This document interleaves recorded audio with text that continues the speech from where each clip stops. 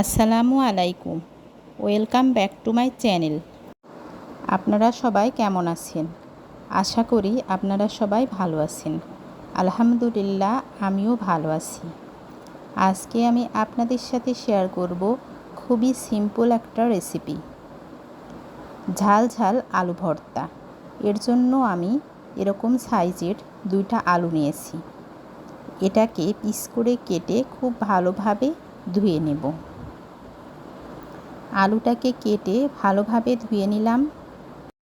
ঝাল ঝাল আলু ভর্তার জন্য যে যে উপকরণগুলো লাগবে: শুকনা মরিচ, কাঁচা মরিচ, রসুন কুচি, পেঁয়াজ কুচি, ধনিয়া পাতা কুচি।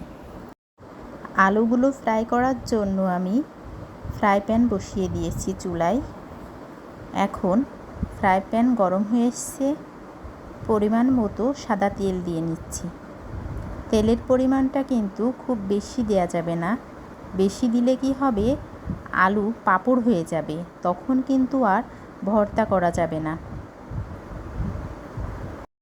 তেল গরম হয়ে এসছে। এখন আমি কেটে রাখা আলুগুলা দিয়ে দেব। আলুগুলা ব্রাউন স্পট পড়ে গেলে আমি উঠিয়ে রাখব। আমার রেসিপি যদি আপনাদের ভালো লাগে, চ্যানেলটি অবশ্যই সাবস্ক্রাইব করুন, লাইক কমেন্ট শেয়ার করুন, পাশে থাকা বেল আইকনটি বাজিয়ে দিন, যাতে আমার রান্নার ভিডিও সবার আগে আপনাদের কাছে পৌঁছায়। আমার রান্না আপনাদের কেমন লাগছে অবশ্যই কমেন্ট বক্সে জানাবেন। অনেক সময় দেখা যায় অনেকের মুখের স্বাদ থাকে না, জ্বর আসে কিংবা অসুস্থতার কারণে, সে সময় কিন্তু ঝাল ঝাল এই আলু ভর্তাটা তৈরি করে খেয়ে দেখতে পারেন। বাদামি রং করে ভেজে নিয়েছি, এগুলোকে আমি উঠিয়ে নিলাম। আলু ভর্তা তৈরির জন্য উপকরণগুলো এখন আমি ফ্রাই প্যানে ভেজে নেব।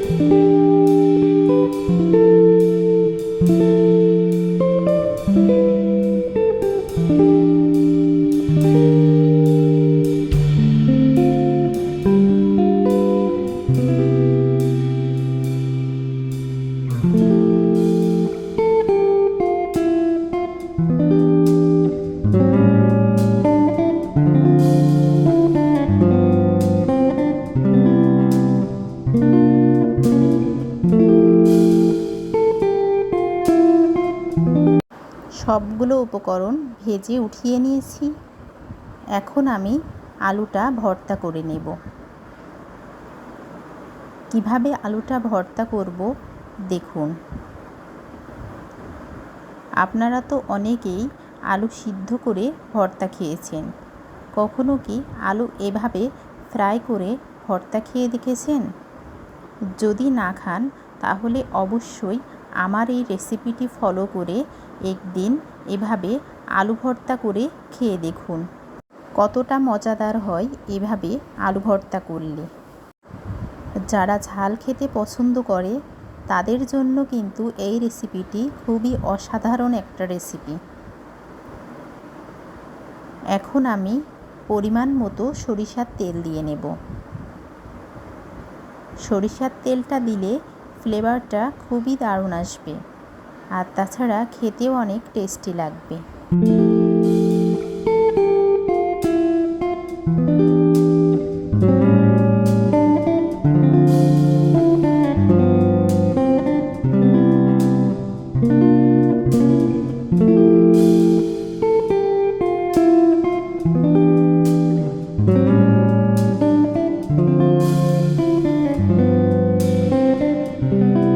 ঝাল ঝাল আলু ভর্তা রেডি। আপনারা অবশ্যই একদিন ট্রাই করে দেখুন। আসসালামু আলাইকুম।